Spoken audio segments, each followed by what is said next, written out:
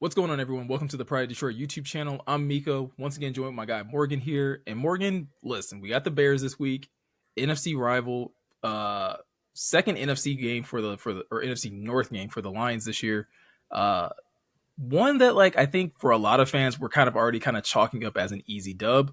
Obviously the Bears haven't been very good this year, but we want to still jump into the tape, look at some of the Bears top players and kind of get a feel for what this team could be bringing to Ford Field this Sunday. And when you kind of start to look at the tape, I do think there is some talent in some key places. But again, the Bears have just kind of struggled to put it all together. Yeah, they're still early on in their rebuild. They're still, accumulating talent and developing it. Not sure if their quarterback situation and head coach situation will be the same going into next year, depending on how the next, 8 games shake out for them. So yeah, they're at an interesting crossroads. You guys know at this point, I'm never in the camp of it's going to be an easy win. This is the NFL. That's why the NFL is so popular, is because any team can beat any team, right? Like it doesn't matter if you catch them on the wrong day. So yeah, Lions got to come ready for this one because they've got some players that we're going to get into that can definitely make a difference. Yeah, and speaking of being able to catch any team, on an off day and being able to beat a team that you probably shouldn't, I wanted to go all the way back to, I believe this was week 5 when the Bears were playing Washington. And I think this was probably one of those early season stunners where, Washington was coming off, I believe, a really close game against Philly. Everybody was like, oh, Washington might actually be a little bit better than we thought they were. We all knew the Bears weren't very good. They had already lost a few games in a row. And they went into Washington and really put it to the Commanders in this one. And a big part of that had to do with DJ Moore and Justin Fields kind of just being, playing at their highest level in this game. Yeah, and that's a big acquisition for them. They obviously got DJ Moore in that giant trade that they made with the Panthers, so the Panthers could move to first overall to take Bryce Young. So yeah, Moore's paid dividends for Fields and for Bajent when he was starting for Fields while Fields was on the bench recovering from he had a thumb injury, I believe. Yeah, that was the whole thing with him being out so many games, is that again, he should be playing on Sunday because that thumb is finally to the point where they feel like he's he has enough strength in it to be able to grip a football and things of that nature. Yeah, and speaking of gripping it, this is what he does on this snap here that we're going to get into. This is where Fields is good, is when you're not, he can hit the back of his drop. His footwork hasn't really been the best since he got into the NFL. It's something that's kind of deteriorated a little bit since his time at Ohio State. But yeah, this is just a really good ball. It's just he hits the back of his drop and he rips it. He's got the arm talent to make any throw in the NFL that a high caliber starting quarterback would need in this league. But it's more so a matter of putting everything else together for Fields. But when he does, he can make plays like this, right, Biko? Yeah, absolutely. And then you give him a guy like DJ Moore, who I believe is very similar to what we were talking about last week with Keenan Allen, right? Really savvy route runner, can kind of line up all over the field. And if you're not accounting for him well in your secondary, as far as the communication being on point, this is the type of stuff that can happen to you where DJ Moore just puts a little bit of a move on the corner and is able to, again, break back out towards the sideline. And the safety is just late getting over to help. Yeah, and Moore is one of those guys you're going to have to pay extra attention to, both pre-snap and post-snap. He's definitely one of those guys that they're going to be talking about in defensive meetings this week for the Lions with Aaron Glenn and everybody else. But yeah, it's definitely someone Fields likes to go to, him and Darnell Mooney in particular. Yeah. He really likes to throw the ball to Mooney too. So yeah, it's going to be a matter of keeping Fields uncomfortable or keeping him uncomfortable. Excuse me. I don't know what that inflection was. Keeping him uncomfortable early and just not letting him get in a rhythm, right? Because it's been a rocky start to his career in Chicago. Not all to his fault. It's been a tough situation. So yeah, I want the Lions to get on him early and not let him just hit the back of a drop and rip that thing, because he can do it. Yeah, and I think that was kind of it at least seems that that was the game plan going into this Commanders game. Obviously, the Bears, I think at that point in time hadn't won a game in almost a full calendar year. And so like they kind of just decided to go into Washington and let it all hang out. And I feel like a similar mindset could be had with them coming into Detroit, Lions atop the NFC North, a lot of hype about, this being a true playoff contender, where it could be one of those games where it's like, listen, no one's expecting us to win. So let's just all let it hang out. Let's really like, take it to them, both in the run game and in the passing game. And like I said, we've been talking about, when you have a combo like Moore and Fields, those things become way more plausible. Yeah, and it's yeah, just don't want to catch him on a bad day. I'm right there with you, Miko. You want to take care of business. Don't take anything lightly. And I with Dan Campbell, the way he approaches things, and I'm sure he'll have the team ready. So yeah, this is another one, right? We're getting into the next snap here. So Yeah, and this is another area where I think DJ Moore is really dangerous, right? Because again, yeah, he's a really good outside wide receiver for sure, but he's also one of those receivers that can move all across the field. And this is a situation where they put him in the slot.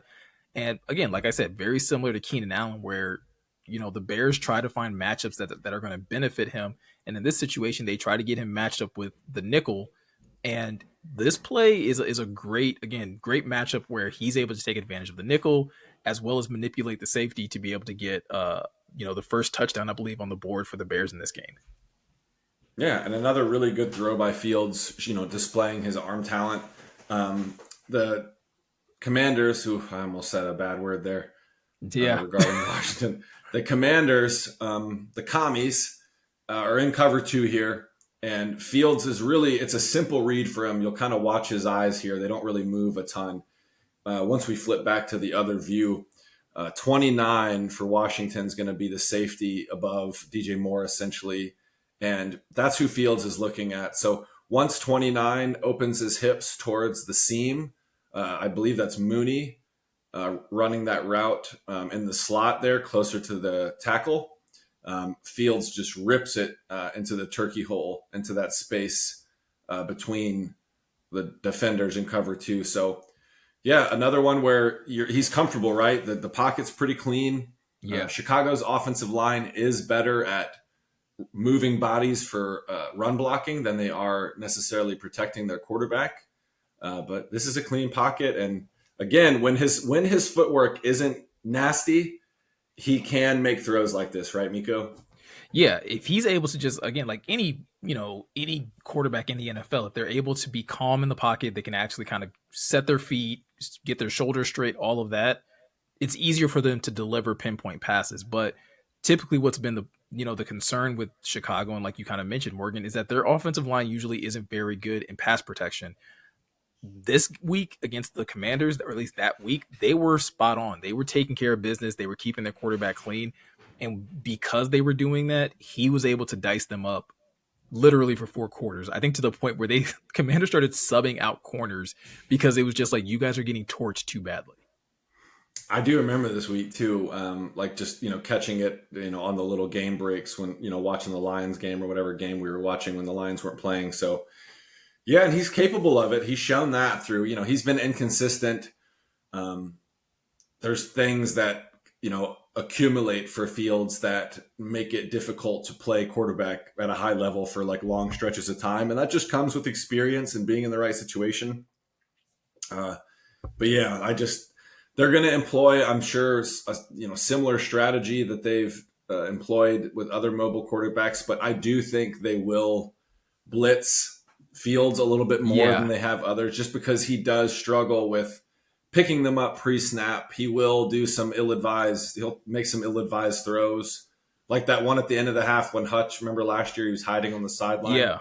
Yeah, like like how did you miss the big 97 just hanging out Seriously. In coverage? Sitting 6'6" white guy just sitting out there in the middle of everything. So yeah, I do think they'll heat him up a little bit more than they would say a Patrick Mahomes or a Justin Herbert. Just because I think that Aaron Glenn will see some stuff that he can get over on Fields and the offensive coordinator Getsy. So yeah, it'll be an interesting chess match in that regard. Yeah, and I think also, again, when you're able to have solid, performance in your secondary, which obviously was a concern coming out of the Chargers game, like if they're able to get that shored up going up against Chicago, Chicago does have some weapons, like we talked about. They have obviously DJ Moore. He has Darnell Mooney, and even though Darnell Mooney hasn't probably had the greatest season since his rookie year, he's still someone that you have to be weary of. They have Cole Kmet, who can also hurt you in the passing game, and they're getting Khalil Herbert back, who is again one of those running backs that's good in the receiving game, but also good in the running game as well. And that's something that we're actually going to take a look at here, where they're getting both of these guys back, right? They're getting Herbert and Fields back, and that kind of does transform how this offense operates, right, Morgan?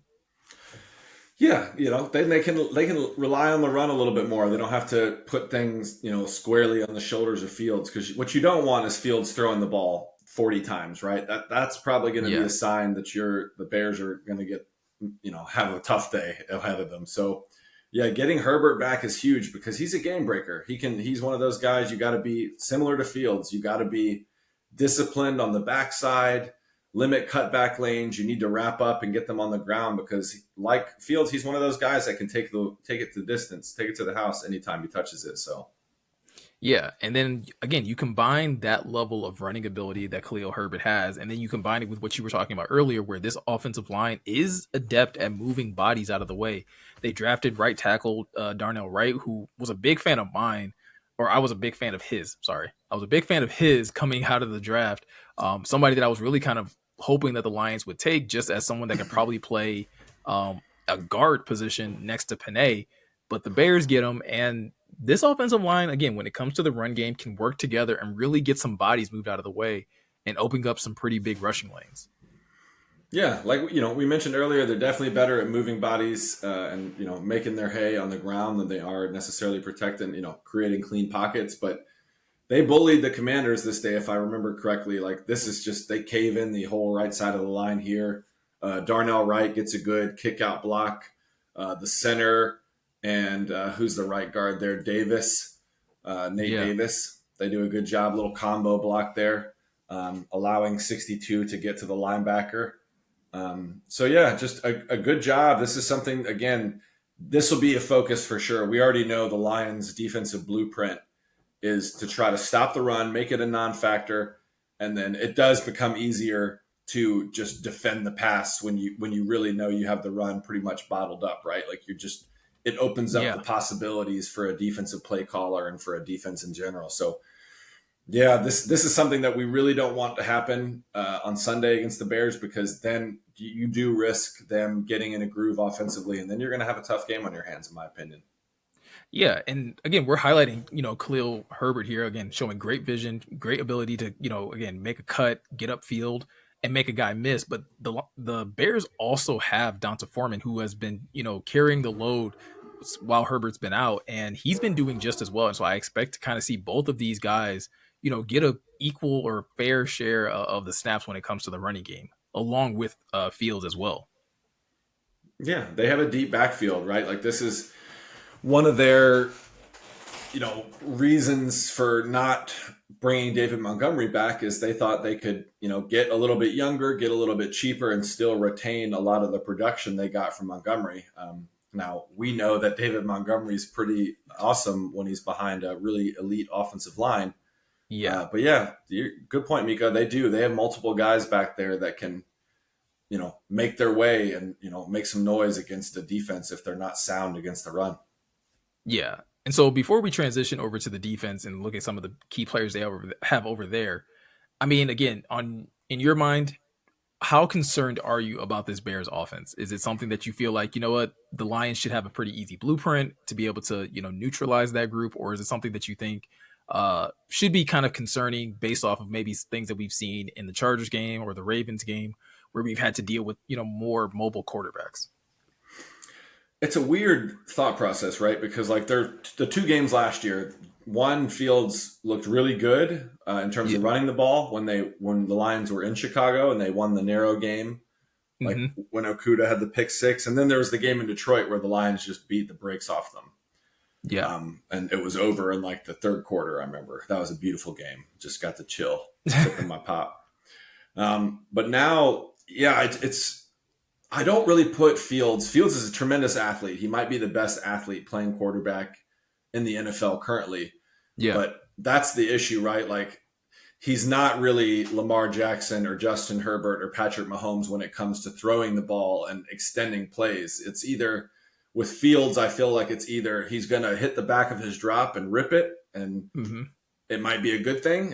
He might find DJ Moore, or he might find Aiden Hutchinson or Kirby Joseph. So it's like a coin flip there. But then when he does decide to take off and run with it, he can do some damage. So I'm concerned, but it'll be interesting to see if their offense pivots and actually incorporates some designed runs for him. Yeah. Because early on in the season, when they started 0-4, they were trying to just make him drop back and work from the pocket, which I get he has to be able to do that to an extent, but at the same time, he's a tremendous athlete. Do things that suit his skills, right? Like move Yeah. the pocket, get him on the run into some boots, some play actions. So it'll be interesting to see where they pivot to, because if they keep doing what they were doing in those first 4 games, my concern is going to be very low. I think he's going to have a tough time.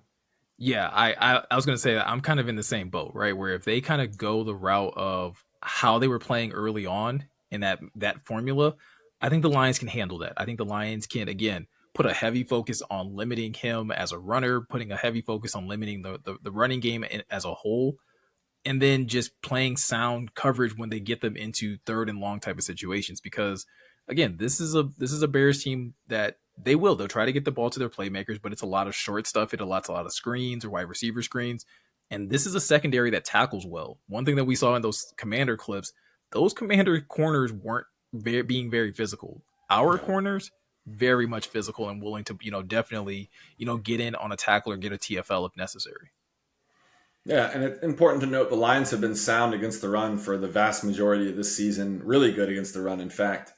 And that's kind of how the NFL works, right? Like some of these, I don't want to say gimmicky offenses get figured out pretty quickly once there's a certain amount of tape out there. So like Fields was going off at the beginning of last season on the Yeah. ground. He was going, absolutely nuclear at times. But then it kind of seemed like, defensive coordinators and coaches around the league got film on what the Bears were doing. And at a certain point, everyone else has athletes too. They're going to figure it out. And so you can still incorporate that stuff. They can still do things like QB power and read options and RPOs and things of that nature, but it can't be your whole offense, just because eventually in the NFL, this ain't the Big Ten, it's not the Big 12. They're going to figure it out. They're all professionals, and you got to be able to beat people different ways. Or in certain situations, right? They decided like, hey, we'll let you beat us on the ground as long as you're not beating us through the Yeah, air.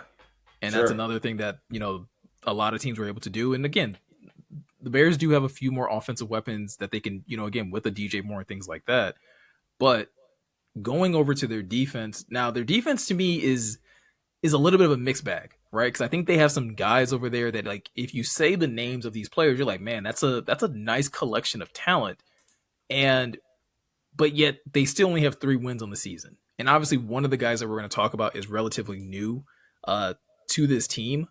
But I want to start first and foremost with Jaquan Brisker, uh, a safety that I think is definitely on the rise. But I do think there's a limitation into his game, right? If you're looking for a safety that's going to help you in run support, that's going to lay the big hit, Jaquan Brisker is your guy. You're gonna be definitely flipping a coin though once you put him into coverage situations. Yeah, and Brisker, that was his MO coming out of Penn State in 2022, right? He's a second round pick out of Penn State. And he's a box safety right now. He's 6'1", 200 pounds. He's physical. He's not afraid to stick his nose in there and make a play and run support. So that's his game right now.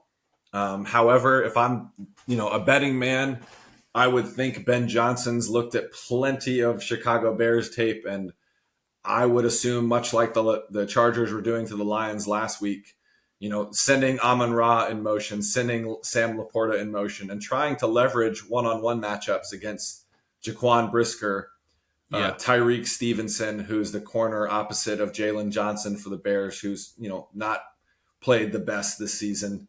So yeah, Meko, to your point, Brisker's going to be good against the run. The Bears largely, from a defensive perspective, are good against the run, but against the pass is where they're a little bit more susceptible to getting beat. I was gonna say they actually haven't allowed 100 yards rushing to an opposing team since I believe like week 6.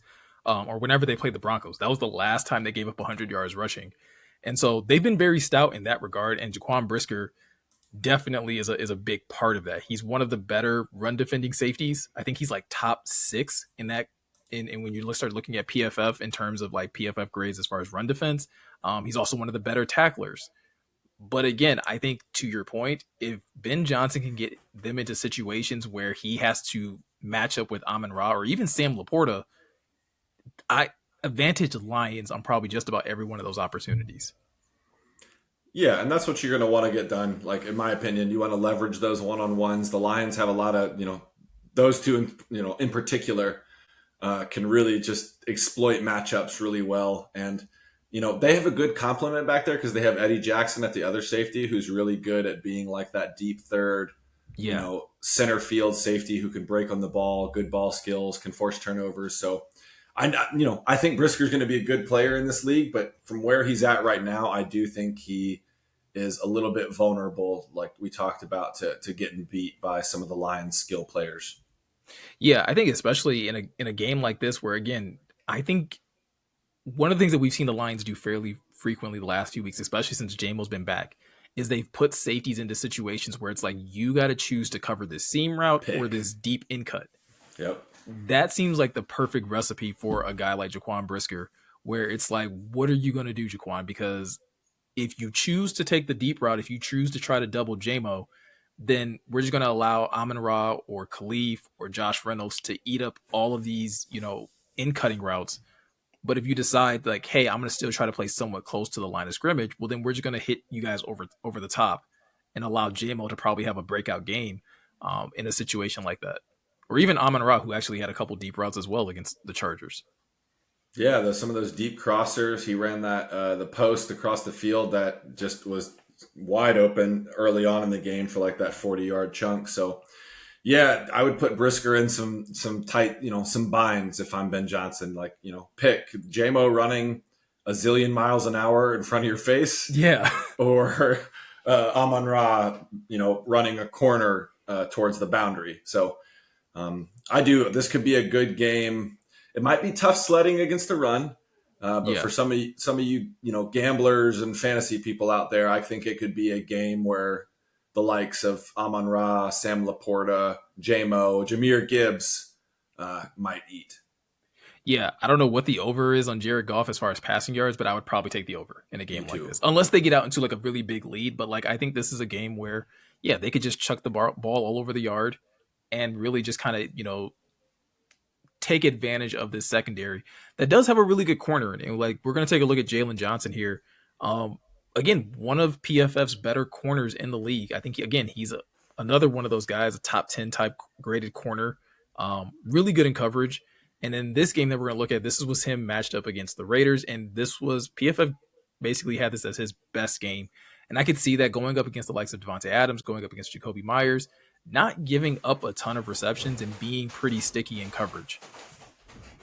Yeah, and Johnson's good.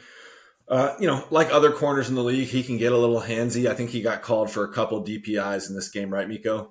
Yeah, he definitely gets a little handsy. Yeah, so, a lot of them do. This is not the best thrown ball by, who is that, Aiden O'Connell? No, this was Brian Hoyer, which I think is the main reason why they lost this game.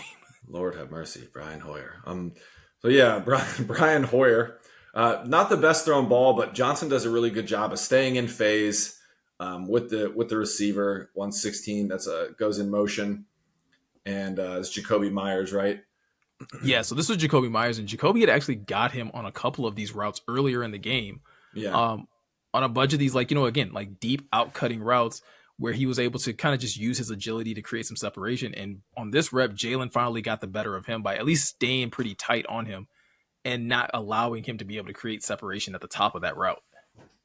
Yeah, and Myers is running a comeback here towards the boundary. And yeah, Johnson does a good job in this instance of not getting handsy in the moment of truth, which is where a lot of corners get in trouble, is, when the receiver breaks or when the receiver starts to like act like they're going to get the ball, DBs can get really handsy. That's somewhere where Jerry Jacobs could clean up, and that would go a long way to limiting some of his defensive pass interferences down the field or defensive holdings or what have you. So yeah, Johnson's a good player. He's young, he's ascending still, and I don't think that he's not necessarily a defender that the Lions are going to completely avoid, right? Like I just was gonna not say, throw at him. I don't think he's that caliber of corner. I Mm-hmm. think Not yet, again, at least. watching that Raiders game, because that's again one of their better like defensive performances on the season. It wasn't like he was like locked down. Like he wasn't, every rep wasn't him being that sticky, right? There was a lot of opportunities where whether it was Devontae Adams, whether it was Jacoby Myers, that were able to create separation off of him. And some of it is also due to the scheme. They run a lot of zone in Chicago. And so there's also times where guys are just running through his zone and he's, obviously he's not able to run with those guys because he has to occupy a space. But there are opportunities to get yards on Jalen Johnson's side of the field. He is a guy that will play both sides. He doesn't necessarily follow the number one receiver, though. So I think, again, that's something where you can find matchups against him, much like with Brisker, and just, again, if it's Amon Ra going up against Jalen Johnson, I think Amon Ra's quickness and his route running could give him way more opportunities to be successful in that matchup. Yeah, and you can, like we talked about earlier, I hope they, go about leveraging matchups against getting some of your elite skill players against guys like Tyreek Stevenson or Kyler Gordon or Brisker. So their linebackers are pretty stout, and TJ Edwards and Sanborn. Yeah. I don't think Edmonds is going to be up this week, according to their injury report. It seems unlikely. We'll see. Yeah. It's another one of those off-ball linebackers they paid big money to, and TJ Edwards and then Tremaine Edmonds. So, yeah, they got some players, but this offense is cooking. If they keep operating at the clip they've been operating at, I think they're going to move the ball. Yeah, and I think because again, like I think Chicago's secondary, again, I think they have two really good safeties. They have a really good corner. But the other thing that they've at least added to this defense to at least make it, a little bit more dangerous, which I think caught a lot of people by surprise when the trade deadline came around, is that they added another pass rusher in Montez Sweat. And I'm a big fan of Montez Sweat. I was a big fan of him in the draft process. I was really hoping the Lions would go out and get him. They didn't. And he's not in that category of top tier pass rushers. I don't want to, again, make it seem like he's one of those guys, but he is somebody that, again, he can be a guy that can just apply consistent pressure on a defensive line. And he can be your main guy of that kind of forces quarterbacks into making some tough decisions. And in his first game with the Bears, Morgan, he racked up 7 pressures by himself. Like week 1, he didn't get a sack, but he was in Bryce Young's face all game, it felt like. Yeah, and if he lines up there, we've only had the one game of sample size, right? So where he's lined up now, he would be going against Penei Sewell. So Yeah. I like that matchup. Penei is operating at a superhuman level, all pro, like deserves all the flowers, yeah. all the praise at this point. What do you say in the mic'd up in the sights and sounds this past week? He was coming off the field and he said, "I was a man amongst boys out there." I was like, "Oh my gosh, man!" Dude's feeling himself.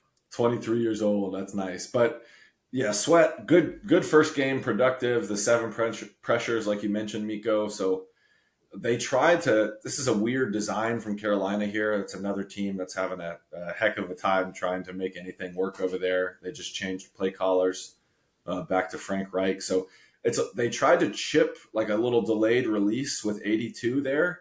Yeah. For Carolina, I don't really understand because you're leaving the defensive end relatively unblocked to the same side that you're running the play action to. So that doesn't really make a lot of sense to me. And that, yeah, like you said earlier, Meko, before we got on, this is a sack if it's not Bryce Young. Like this is Jared Goff getting sacked here.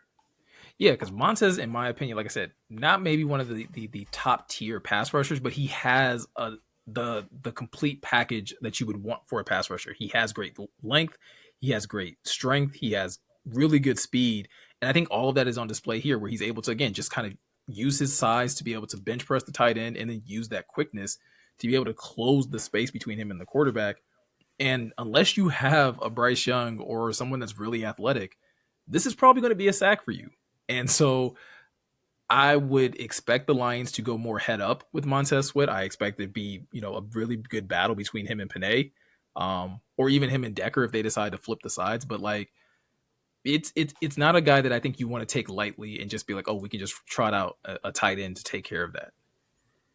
No, and the Lions have been fairly cognizant, like Ben Johnson has through the year, I feel like, of trying to limit the damage done by some of these like top end edge rushers. So yeah, I don't see them doing silly stuff like Carolina. Like this is just again, like we looked at it, pre stream before we got on, and yeah, I don't really understand the idea behind that. So hopefully Ben Johnson stays away from that.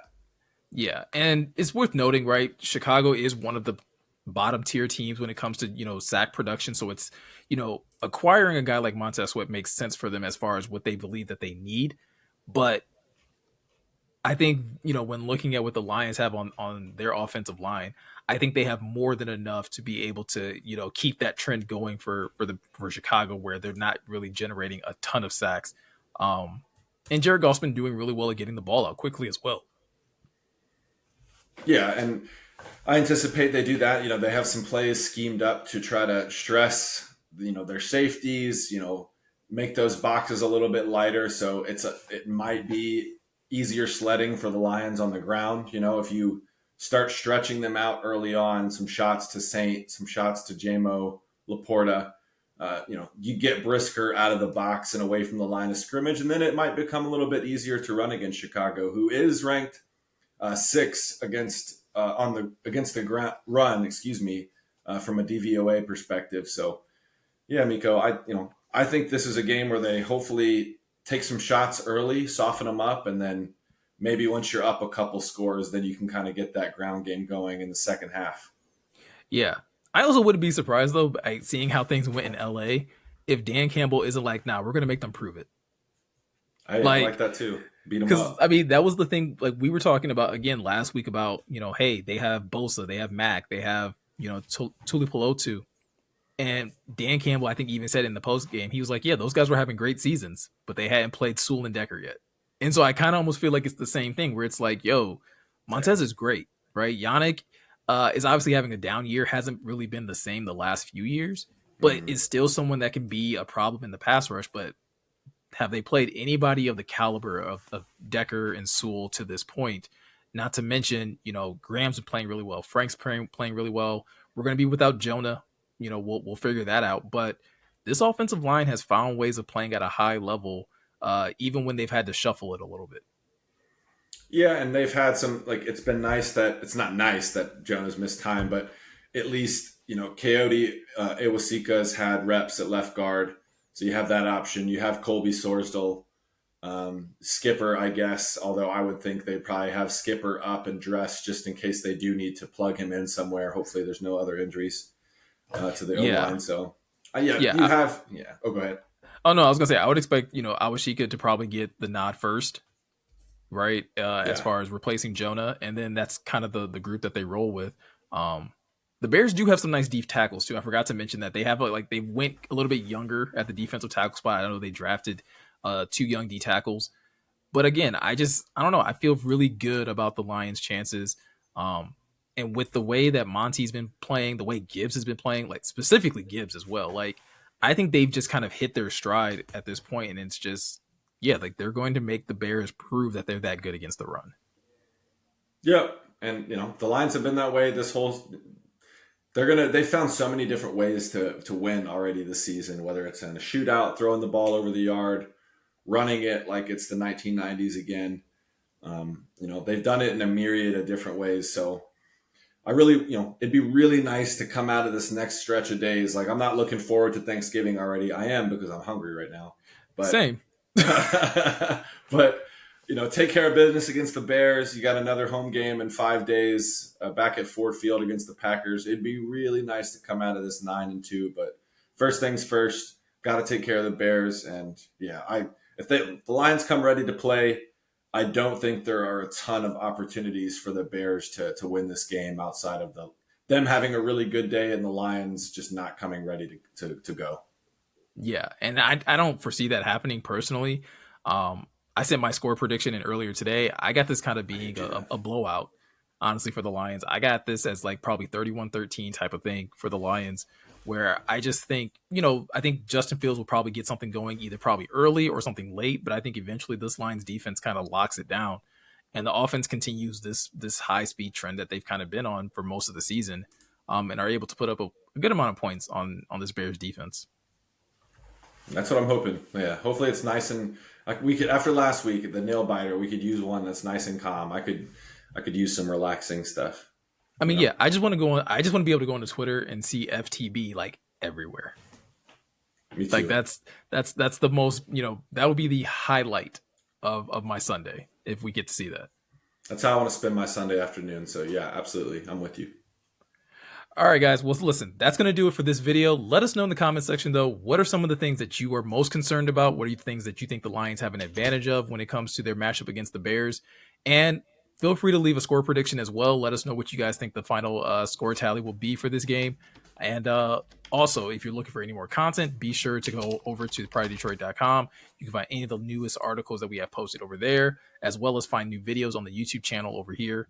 And last but not least, be sure to hit that subscribe button and hit that notification bell. That way you can be notified anytime we upload new videos or anytime we go live, and be able to catch that stuff the day and the minute that it drops. But with all that said, I'm Meko. He's Morgan. Thank you guys for taking the time to watch, and we'll see you guys in the next one.